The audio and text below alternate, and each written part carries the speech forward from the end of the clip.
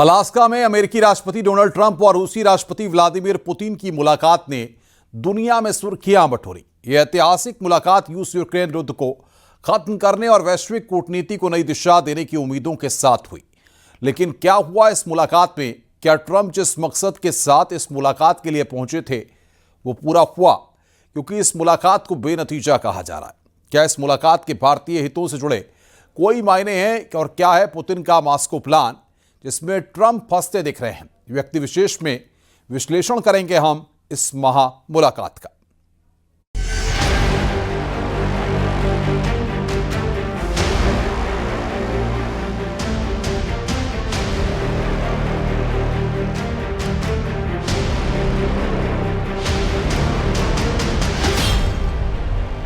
Trump Putin की महामुलाकात, कहां अटकी बात?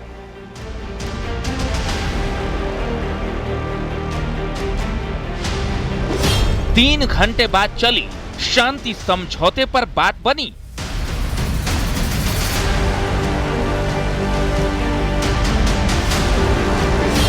पुतिन का मॉस्को प्लान, ट्रंप हैरान या परेशान?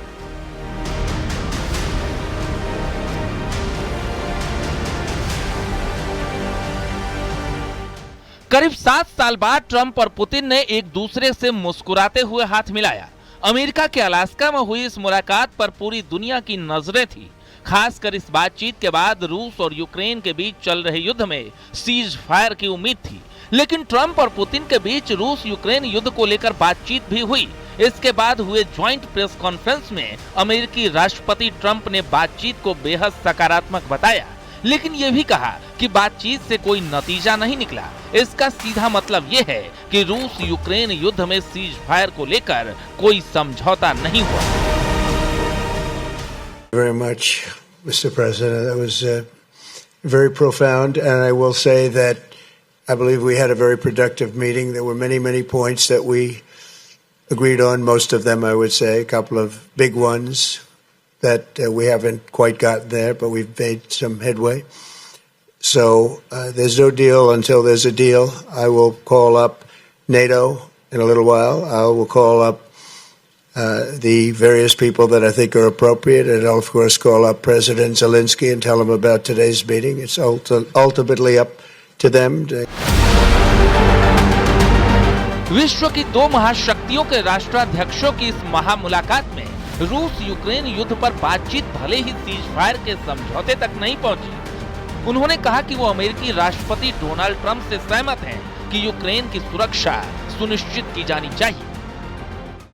And I agree with President Trump, as he has said today, that naturally the security of Ukraine should be ensured as well.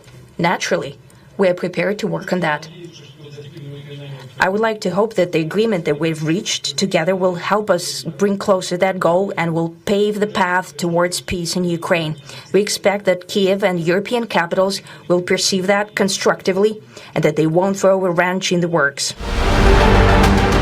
दरअसल Donald Trump लंबे समय से ये दावा करते रहे हैं कि अगर वो व्हाइट हाउस में होते तो पुतिन यूक्रेन पर कभी आक्रमण नहीं करते, और इस मुलाकात में रूस के राष्ट्रपति ने इस बात की पुष्टि भी कर दी।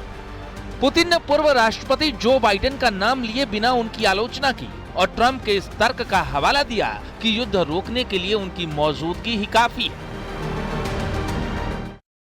Я помню, что в 2022 году во время последних контактов с прежней администрацией я тогда пытался убедить своего прежнего американского коллегу в том, что не нужно доводить до ситуации после наступления, которые могут наступить тяжелые последствия в виде боевых действий. И прямо сказал тогда, что это большая ошибка. अमेरिकी राष्ट्रपति डोनाल्ड ट्रंप से मिलने और बातचीत के लिए रूस के राष्ट्रपति व्लादिमीर पुतिन करीब एक दशक बाद अमेरिका की जमीन पर पहुंचे। दोनों के बीच करीब 3 घंटे तक बातचीत हुई, जिसमें रूस यूक्रेन युद्ध में सीज फायर को लेकर कोई समझौता नहीं हुआ। लेकिन इस मुलाकात के दौरान रूस के राष्ट्रपति पुतिन ने ट्रंप को मॉस्को आने का न्योता दिया। इस बातचीत में बड़े मुद्दों पर असहमति की बात डोनाल्ड ट्रंप ने मानी है और पुतिन ने ट्रंप की शांति की पहल का स्वागत किया। ऐसे जमाने में जबकि पूरा अमेरिका और पूरा यूरोप पुतिन और रशिया से बिल्कुल रिश्ते काट चुका है, उनको पर्सोना नॉन ग्राटा कर दिया है, उसको इंटरनेशनल क्रिमिनल कोर्ट ने वॉर क्रिमिनल डिक्लेयर कर दिया है, ऐसे में भारत पुतिन के साथ खड़ा है क्योंकि हमारे रिश्ते स्ट्रांग है।